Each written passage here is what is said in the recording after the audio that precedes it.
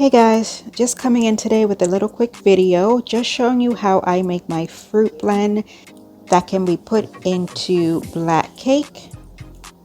Now you can use any blend of fruits that you like. Some people use mixed fruit, some people use prunes, some people use cherries. What I will be using today are raisins, currants, and some maraschino cherries. I'll also just be putting in 1 stick of cinnamon into my blend once it's done. And for the alcohol, of course, I will be using some Wray Nephew white rum, some red label wine, and you can use any kind of sweet wine that you choose. Today I will be using Manischeweitz.